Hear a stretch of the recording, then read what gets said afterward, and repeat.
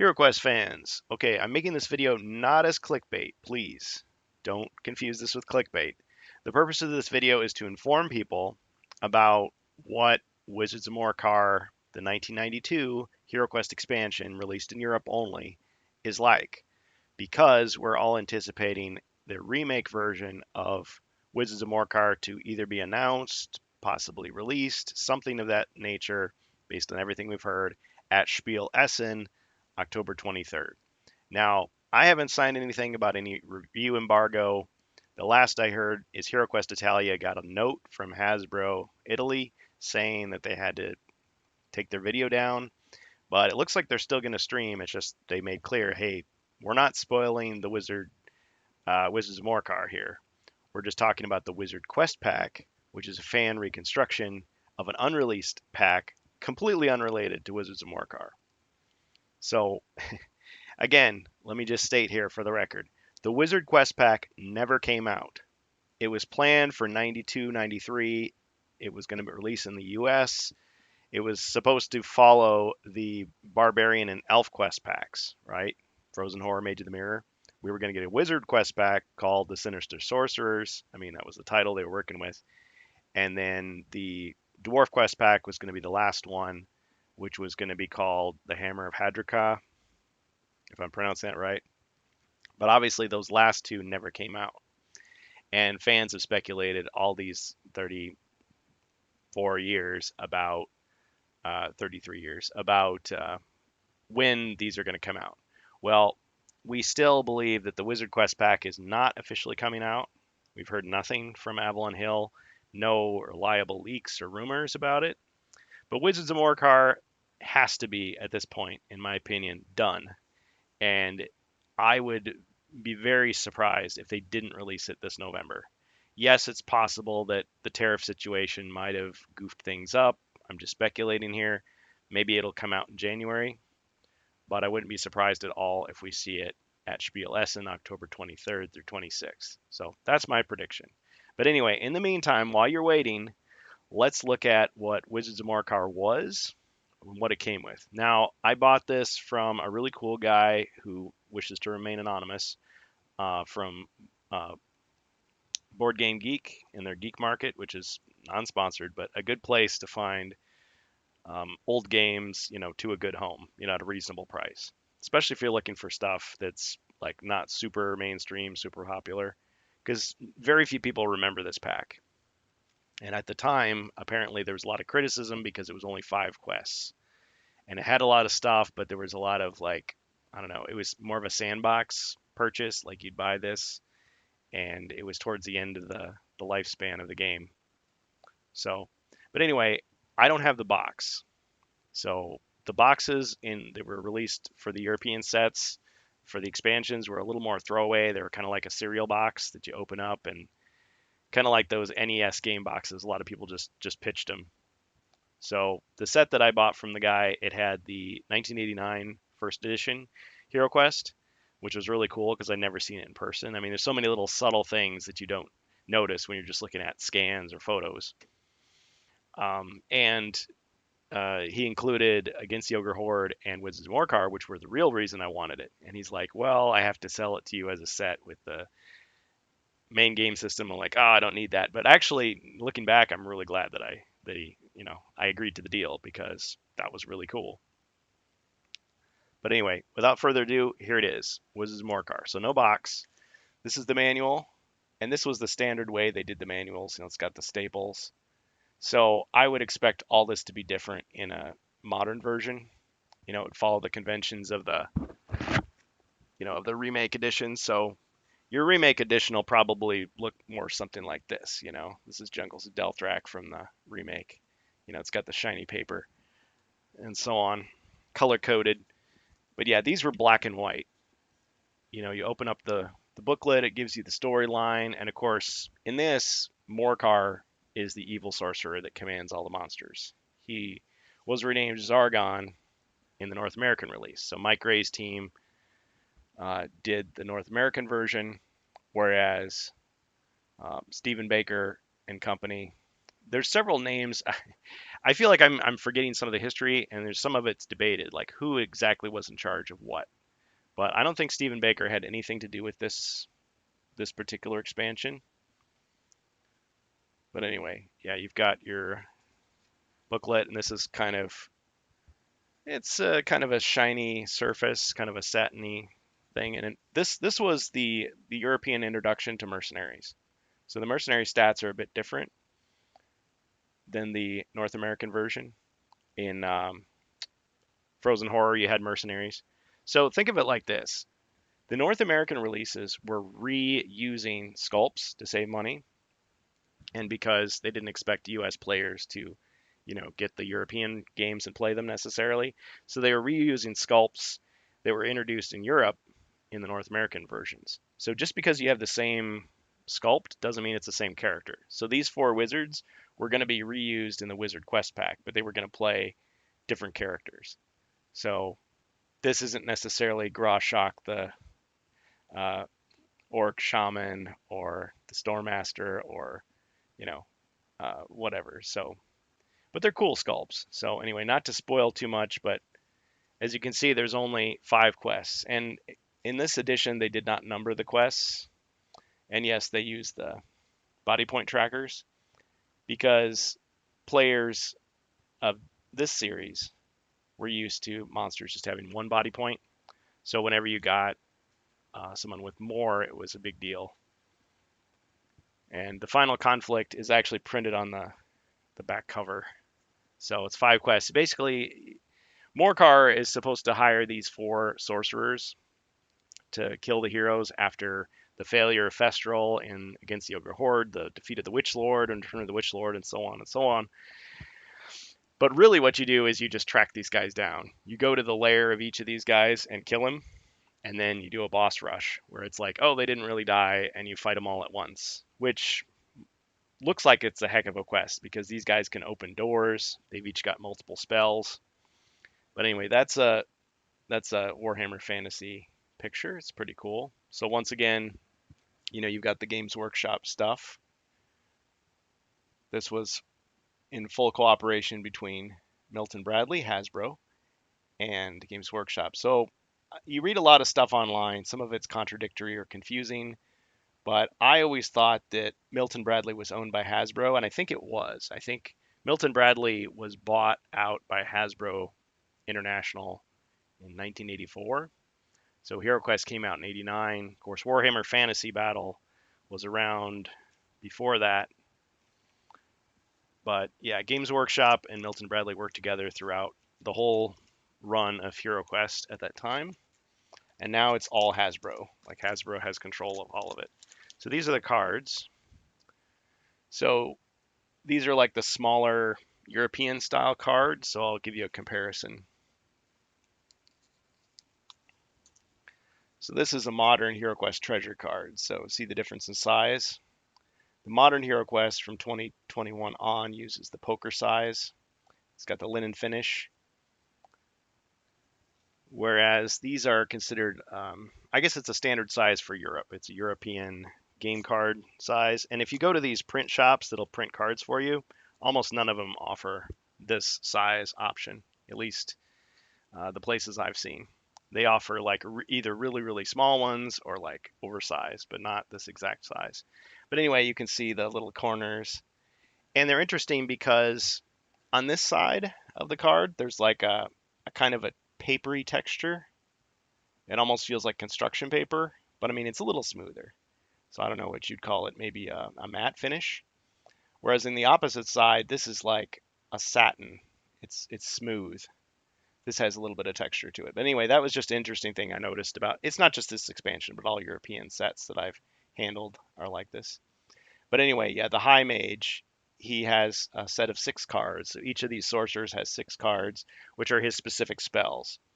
Because you got to think about it, the Chaos spell deck was a European, or no, it was not. It was an American exclusive. So the North American version introduced that deck of 12 Chaos spells. Whereas in the European version, I mean, against the Ogre Horde, you had those little tokens for the Ogre, um, the Ogre Horde for those sorcerers. And there's another video on my channel, XSC3, Home of HeroQuest Fans. You can check it out. But yeah, this was the first time they had dedicated spell cards for the bad guys. So you've got his spells there, so you can take a look. And I fully expect they'll probably tweak these in the remake version when it eventually comes out. So it's interesting they don't put like the title of the bad guy using them here. They just say the Sorcerer. I guess HeroQuest generally does that. If it's intended for a specific character, they don't always say the name of the character on the card, because you just go, okay, that's his. So you've got the Dispel. Notice the spelling of it. You've got Rust. Notice this is different than North American Rust. Instead of just targeting a metal helmet or a metal sword, it destroys any piece of equipment. And of course, European HeroQuest had an equipment deck, just like the modern HeroQuest has. Of course, North American HeroQuest had the armory board instead. But originally, equipment was limited by cards.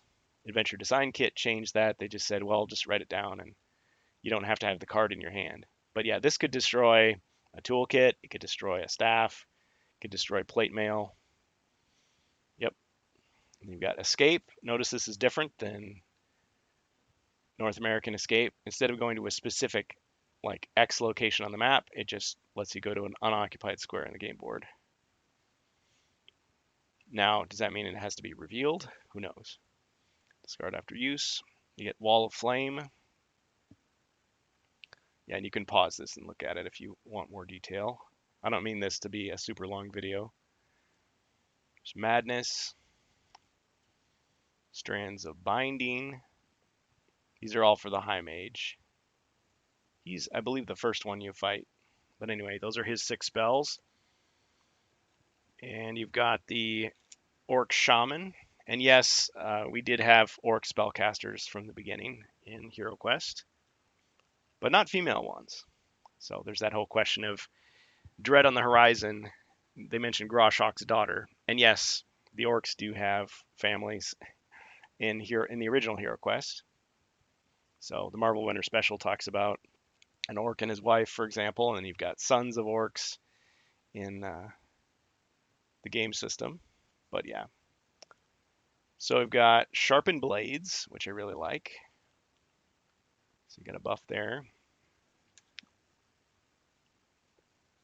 Shield of Protection. And these are originals. These are not reproductions, just so you know. I have reproduced these, but eventually I got the original, so it was cool to have it. Summon Goblins. Notice this is different than Summon Orcs. Good summoning Goblins, you can take them anywhere off the board. They get to move and attack immediately, whereas the North American game system, whenever you summon monsters, they appear to surround and protect the spellcaster, but theoretically they don't move until the next Zargon turn. But yeah, summon Goblins. Orc Berserker. I like that one. Now, would Orc's Bane work against this guy? I mean, he's an Orc, I guess. Morcar is prerogative. Summon Orcs. Notice this is different than the North American Summon Orcs. It only is 2 Orc figures from anywhere within his line of sight.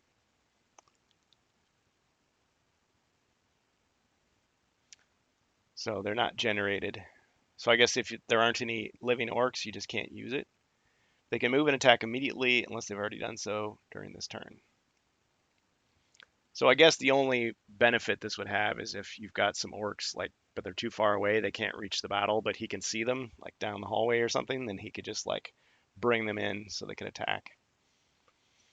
Yep. And then we got Spirit of Vengeance, kind of a bad guy version of Genie in a way. Spirit of Vengeance. So yeah, I hope all these return. Most of these don't need tweaking, though. I think there's hero spells in here as well, and a lot of people would point to those and say they seem a little bit weak compared to the elemental spells in the North American version. Sorry, I'm getting a little dry throat there. Stormmaster. So you've got his spells here. Try to go through these a little more quickly. So you got the Wall of Ice, because you've got these magical walls. So these little plastic wall bases that you can use to stand up these specific card tiles and that represent the walls. Basically, they're just there to block your path, block your line of fire. You have to destroy them. Thieving Wind.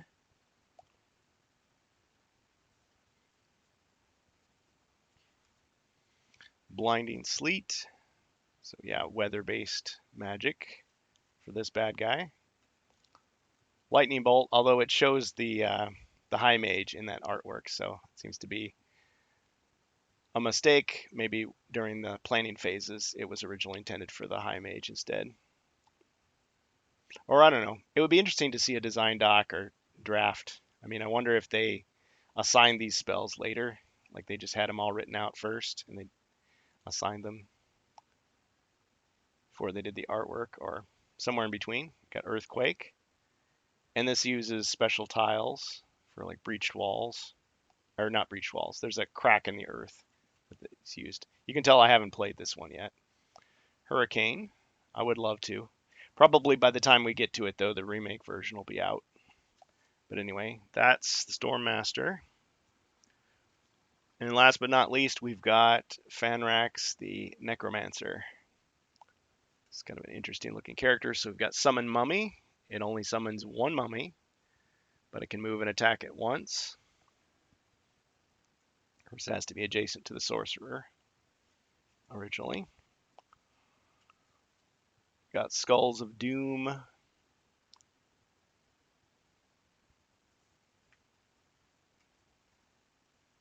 Got Deathbolt. So it's kind of like a magical throwing dagger for a bad guy, I guess. Raise the Dead. I think that's pretty cool. Brings the monster back as a skeleton, which can move and attack immediately. So yeah, these guys are a little tougher than your standard bosses. Fear. He can't attack or cast spells, although he can move and defend. So it's different than the Fear that the modern Warlock hero has in Avalon Hill's version. Call Skeleton. Summons two skeletons, which appear immediately within a line of sight. They can move and attack at once. So again, different than Summon Undead, because they can actually attack immediately. But could those spells specifically be buffed a little bit? Sure, maybe. But the idea is the remake version is probably going to be 10 quests. So what those 10 quests could be, there's a lot of speculation. Some of it is, well, maybe they will mine the old Wizard Quest Pack drafts for ideas. Or it could be completely original. So you got these Men-at-Arms cards. Now the booklet even says that they give you more than you actually need, which I think they probably, they've got those sheets of cards and the machine is cutting them. They have to print out a certain number of cards, and so there would have been a lot of waste if they only gave you 4 of them or 8 of them. So they give you 23, and they just say, well, if you lose some, here they are. But the miniatures that correspond to these are the exact same sculpts of the henchmen that you find in the Frozen Horror or in the Advanced Quest Master Edition, except this time they're in red instead of gray. But these, technically, I guess they came out I guess these packs did come out a little bit before the North American versions, because Frozen Horror and Mage of the Mirror were borrowing miniatures from the already released European versions. So there you go, the Crossbowman. So as you can see, the body points are different. The cost is different to hire. So you got Crossbowman, another Crossbowman. I think I probably put these in order. Okay. All right, so there's the Scout. Got the Halberdier, and it does not say the Halberdier can attack diagonally. So that seems to be something that the North American version added. I mean, you could kind of guess, but there's no halberd like equipment card, so you're just left to imagine what it could be. Crossbowman. And with the crossbow, it's long been debated, but it seems like they intended the 4 adjacent squares you can't shoot, with the crossbow, but all the diagonal squares you can. There's the swordsman. Notice the difference in price and body points. So just because it uses the same sculpt doesn't mean it's the same character. So scout again, swordsman, scout. Yeah, so you can see here they all are. And cards don't limit supply, miniatures limit supply for these guys. So the way they came in the package is the weapons were detachable, similar to Space Crusade. And well, I guess the Frozen Horror had detachable weapons too, but the modern version, they're just all one solid piece, you know. So it'll be interesting to speculate, because if you wanted to get the same combinations in the remake version as you had in the original, you'd have to double the number of mercenaries. So if they're plastic figures, then so the Frozen Horror originally had 6, the remake version had 12. And so this one had 12, so I guess you'd have 24. Because I think you can hire up to 4 per hero in this version. So yeah, there's like more than come in the package. So once you run out of combinations, then that's it. Now here's where having something like Ribby's Remarkable Rims would be great. You know, have a little plastic on the bottom, a little rubber boot or something to differentiate them by color, because then you could separate them off like based on what hero they belong to. So if you had 4 colors, let's say 4 of each or 5 of each, I guess, that's 20 rims. That's a lot. It takes up a lot of room in the box. This one, I mean, I'm expecting the remake version to be like the Frozen Horror or Mage of the Mirror or Rise of the Dread Moon in terms of size and price. But I wouldn't be surprised if this one might be a little bit more expensive. Like it might be 50 or 60 for all we know. Okay, so here are the hero spells. And these are the ones that a lot of people have criticized and said, why would you ever use these? Because the wizard still is limited to 9 spells. The elf is still limited to 3. And so 3 groups or 1 group. And so why would you ever give up your elemental spells for these unless you were just bored silly? But I mean, these are hard quests from what we can tell. So they probably need to beef these up, refine these a little bit. So the spells of darkness, which I think are kind of the most interesting. So you got the Cloak of Shadows. I got to get the autofocus. Cloak of Shadows. Arrows of Night, which incidentally, this gameplay mechanic described here for Arrows of Night is exactly the same as the Holy Flame, which is the intermediate spell that you get in the Japanese HeroQuest. Just a little interesting little bit of trivia, because it's two attack dice at range, and the enemy defends with mind points. Now, does that mean that undead have no defense against it? That's how I interpret it. But in the North American version, it's the opposite. If you have no mind points, you're immune to those types of mind point spells. So I think if they give this to you and allow it to be, a special attack against undead, that could be extra useful. And we got Chains of Darkness. So those are and even though it shows the wizard here, the elf can use these too. We got Spells of Detection. So you've got the Treasure Hoard. Got to take all 3 cards. So more extreme version of Sly Storage, sort of. We got Clairvoyance. Notice whenever they say evil wizard player, they're talking about Morcar. So the Zargon of the European version. Got Future Sight. Now, if the Wizard Quest Pack had been released, it would use some of these same like terms and titles for some of these spells because they were working with the same assets, but they would have had different effects. Okay, Spells of Protection. Again, if you're tuning in mid-video, this is for the 1992 Wizards of Morcar, which I think will give us insights into what the eventual remake will be like. So we got Wall of Stone.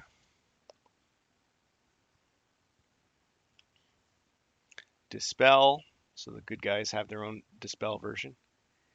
And Invisibility.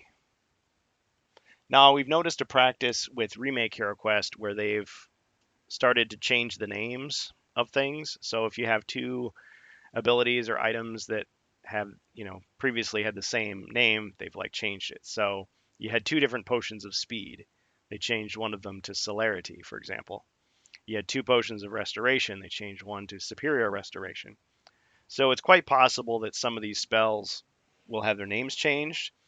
And if the Wizard Quest Pack ever did get created officially and released, then I would expect they would change those names as well. I guess because some people like to mix all their expansions together in their own homebrew stuff, and so it avoids confusion. Like, I use Potion of Restoration. Well, which one? Is the one that gives you all your body points back, or the one that just gives you 1 back? Makes a big difference. So here are the treasure cards. So this pack expected you to mix these in with the existing treasure deck for this expansion. So notice the different art style. If you're just used to the North American version with the painting style, this is more of a sketch comic book illustration. Of course, compare it to the remake version, which is more of like a CGI rendered drawing, assisted painting. Okay, so you've got magic trap. So these fireburst traps are a tile that's in the pack, as you'll see soon. So you get a potential magical trap. Yeah, let's look through these. So these are treasure cards. So you get poison. So yes, it wasn't just the Frozen Horror that had poison. Now this is a different type of poison.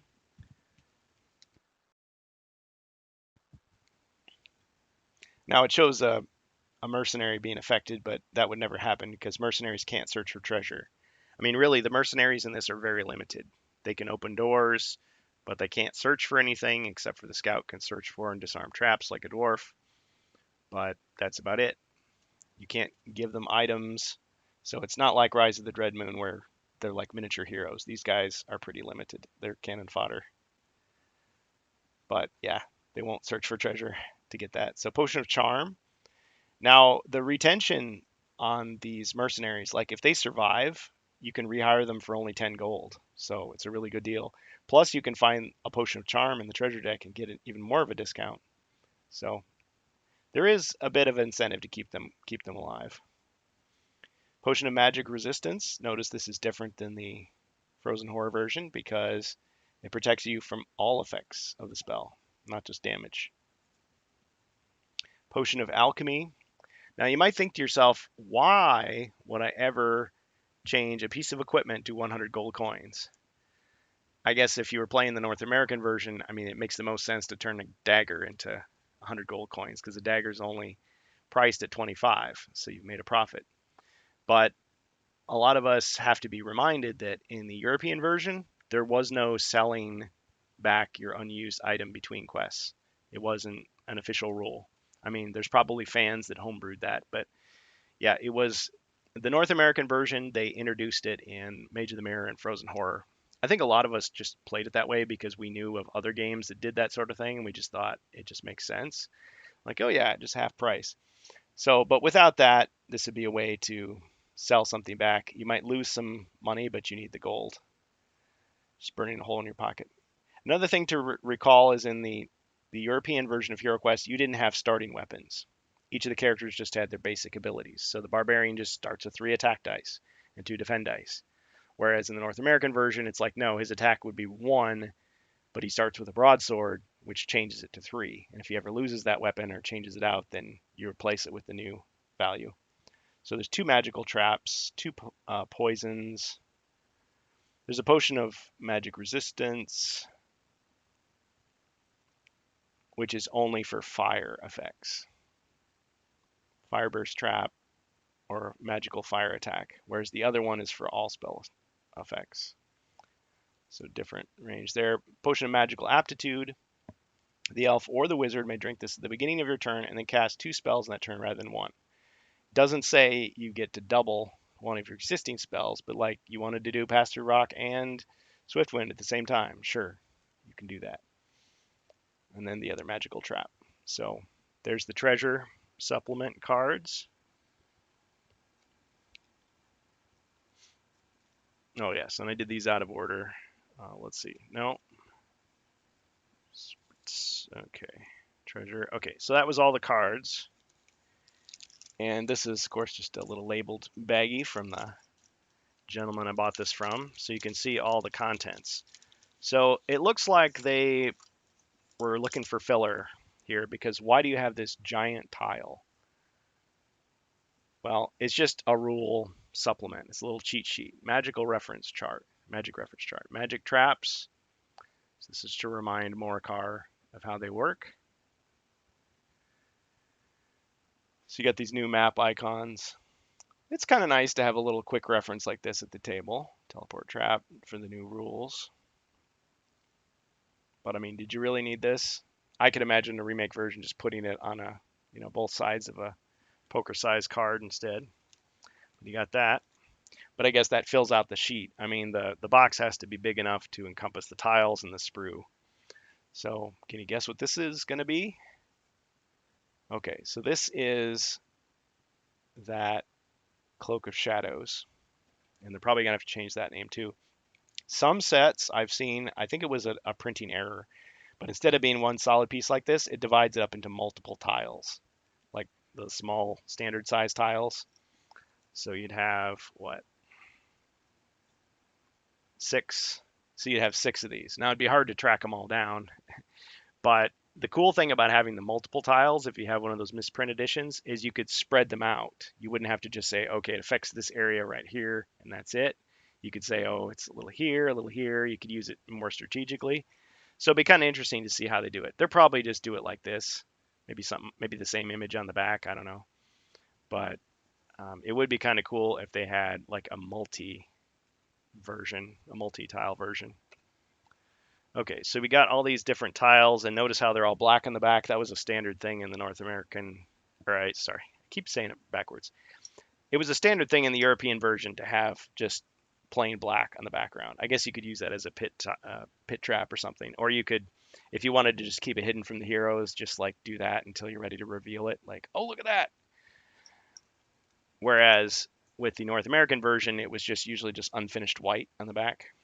So you'll see that difference with the remake version. The HasLab version of Keller's Keep Return of the Witch Lord, it just had like white paper on the back. I mean, just kind of a smooth white paper. But then in the retail version, it was actually finished in black and had linen, so they improved the quality. But anyway, you can see there's these rubble tiles, or fallen, we call them fallen block traps. But actually, keep in mind, in the European version, they didn't have, let's see if I've got an example here from the remake somewhere. Okay, the European version didn't have these block squares. Instead, they used these. See, whereas when we look at these, we think of like fallen block traps. And the double block square, so like this, was just more this, like just a big pile of rubble. So, but anyway, you've got these rubble tiles. So there's 3 of those, 4, 5. It's been a while since I looked through these. Okay, you got their fire bursts. So you got 3 of those there. These are those breached wall tiles.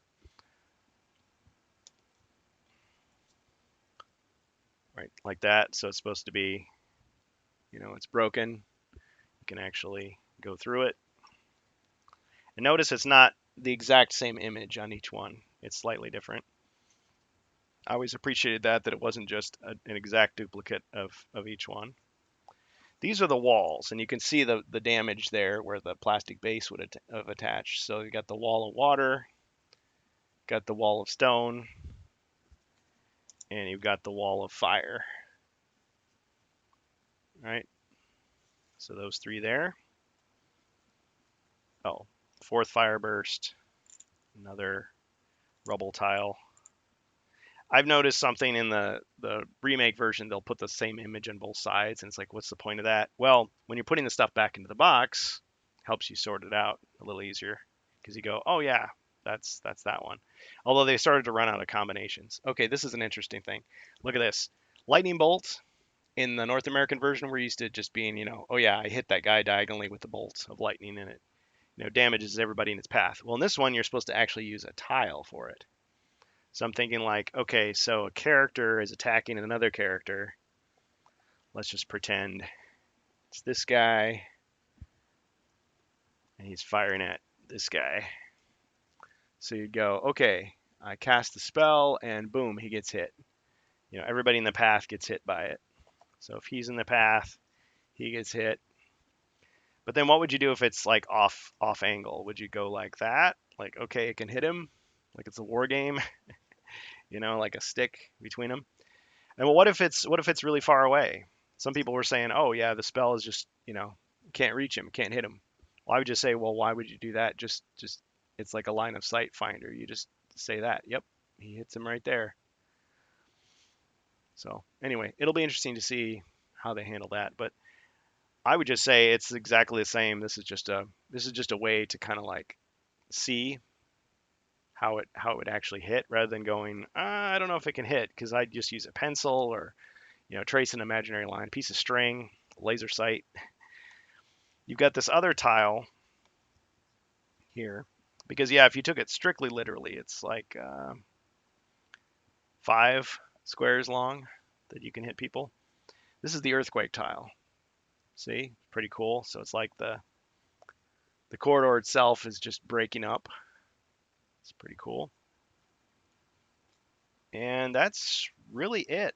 That's except for the miniatures. So you got your tiles, you got your cards, and the miniatures are next. So let's take a look at those. Again, this is the 1992 Wizards of Morcar. So it'll be interesting to see what the remake version will be like. But yeah, the Wizard Quest Pack is completely different than this. So don't worry. So here's your miniatures. I think they're all in here. You got that nice plastic sound from back in the day. And these are the Wizards of Morcar.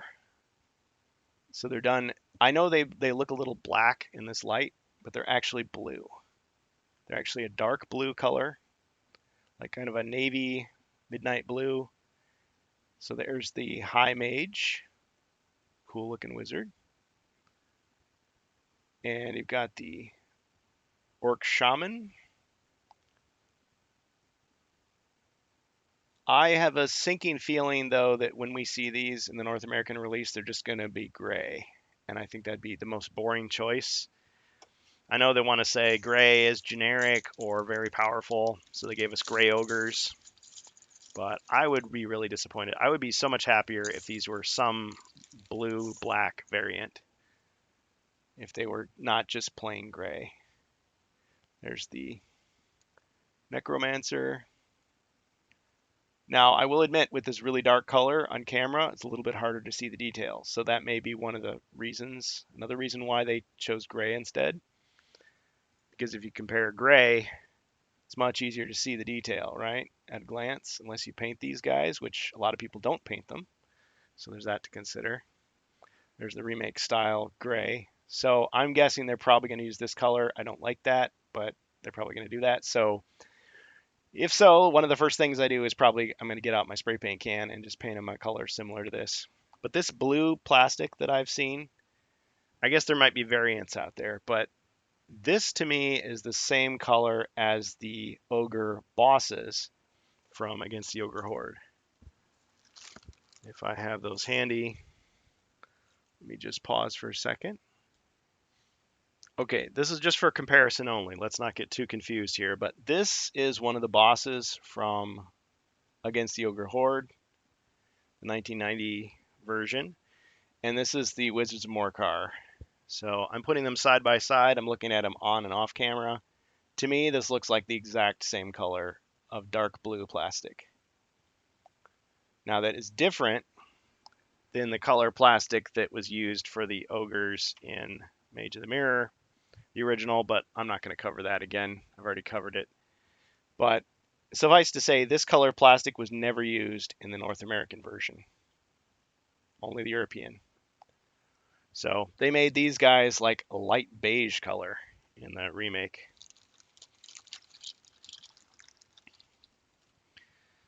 Okay, so we got those guys.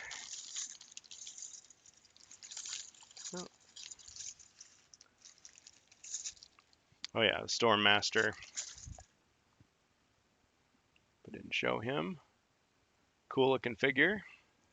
So these guys are really hard to find nowadays. They're considered pretty rare. Probably if I bought them in the box, they would have been incredibly expensive. But as a result of me going and finding an actual fan, it was a pretty good deal. I don't think I paid any more for these than I did for Keller's Keep, Return of the Witch Lord. Okay, you've got these wall bases. So these are little plastic clips that you would use to hold these tiles like that. Okay, so those would be on the table like so. You might recognize this if you're a Space Crusade player because the Eldar Attack expansion used one of these exact things. Actually, I think was there two of them? Yeah, I think there were two of them. For the little teleporting screen that the Eldar warriors come through, uses these, but it's in a light pastel blue instead of this dark navy blue, midnight blue. But yeah, this is obviously part of the same sprue as those guys. Then the highlight of the collection, and if they include, 24 of these, 25, 26, 27, 28 miniatures, that's going to be a pretty full box. So I don't know if they could fit anything else like minotaurs or giant spiders or anything. These are the mercenaries. First thing you notice, these are the same exact sculpt that was reused in the Frozen Horror 1992 edition. Notice how they're these like Imperial warriors, Bretonnian henchmen or whatever they're called, mercenaries. Oh, there's a little bit of sprue still on them. But anyway, yeah, they were all interchangeable. Whereas Avalon Hill wanted to, make some of them male, some of them female. They don't have helmets. I would love to get new sculpts of these guys, like brand new sculpts. But I sort of have a feeling we might just expect to get the same ones from the Frozen Horror, possibly. At least if they made them in red plastic, I would love that. But I could imagine the most boring thing to do would be to have these guys in gray again, same exact sculpt, and maybe do these guys in the beige color. But if these guys were just a light blue, maybe, and these guys were like a red variant, that'd be fine by me, because these are only good guys this time. There's no bad guys. In the Frozen Horror, some of them were evil, some of them were good, but these guys are all for hire. So there's 12 of those in the package. I have a few extra that I bought before I got this deal. I was trying to buy it piecemeal. Here's what the weapons look like. So as you can see, you just got the hands holding the halberd, and that little peg gently goes in there. Some sets you find they may be already pre-glued. This guy's a little bit bent. Always press on this part, not on this part, and pull on this part, not on that part. But kids are playing this, and so it can be a problem if you force it. There's the crossbow. So yeah, when you place a figure or you buy the services of Mercenary, I guess you just kind of decide, oh yeah, I want that, and you run out. Okay, I guess we can't do that anymore. There's the Scout. So you've actually got more of these weapons than you've got figures. So let me see if it mentions it in the booklet. I'm not going to take every single one of these guys out of here.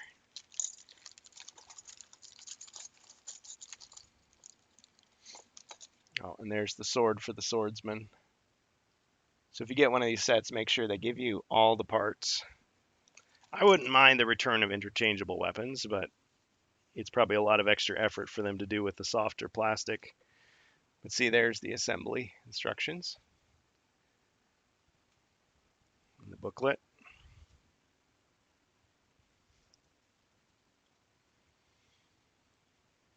So the lightning bolt spell, it says you lay the piece in a straight line from where the spellcaster is. That spell then affects anyone along that line unless a wall blocks the way, in which case a lightning bolt attack will stop there, attacking only those in front of the wall.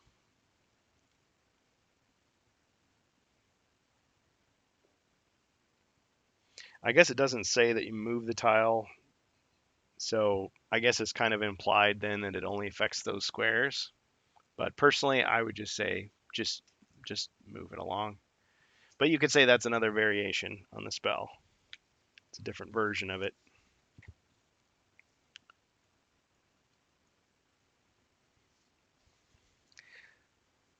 The way the magical traps might have to be changed too, because in the original rules, the 89 rules, you couldn't backtrack.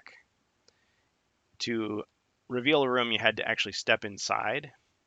And so if you saw a magical trap, it's like, okay, now what are my options? I could use Pass the Rock and like go through the wall, or I'd have to like make my way through the room to the other door, hopefully, and get out of there, because on Morcar's turn, it's going to detonate and do damage. Or I could warn the next hero, hey, come in here and use a Tempest spell to like eliminate it, assuming you've got one. Okay, hiring men-at-arms. So we've got, this is from the Wizards of Morcar original booklet.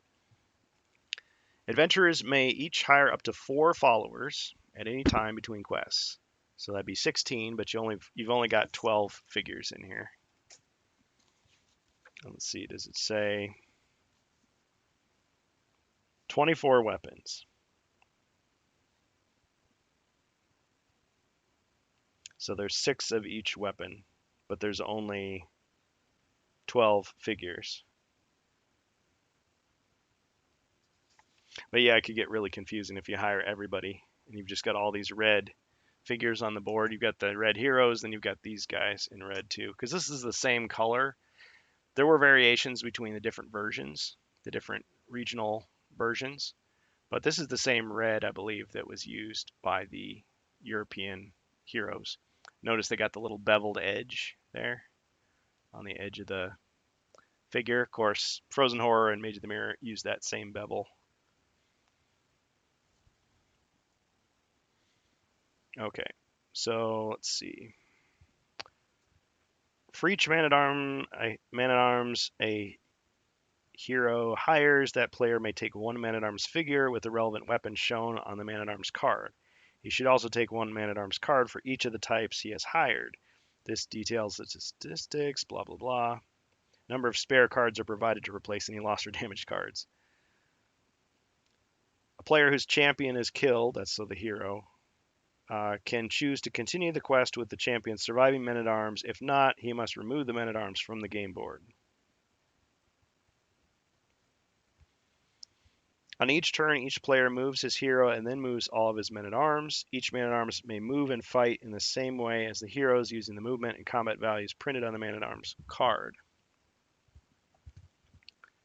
When defending, men-at-arms count the white shields. Men-at-arms can open closed doors and jump over pit traps. Men-at-arms may not search for treasure, use any equipment or treasure cards, and only scouts may search for and attempt to disarm traps. Well, it doesn't say they can't use artifacts, which were called quest treasures in this version. Any money given to a man-at-arms cannot be retrieved even after his death. So I guess if your hero died and these guys fought on in your stead, you might not be able to finish the quest because they can only do certain things. So if it requires you to retrieve a certain quest treasure, then you couldn't do it. Of course, I guess the quest treasures are not found in the expansions anyway, so what am I saying? Never mind. If you do your own custom quest, it's going to be like that. But yeah, so this is just a glimpse, a little spoiler. So again, they're not numbered. But there's no ending.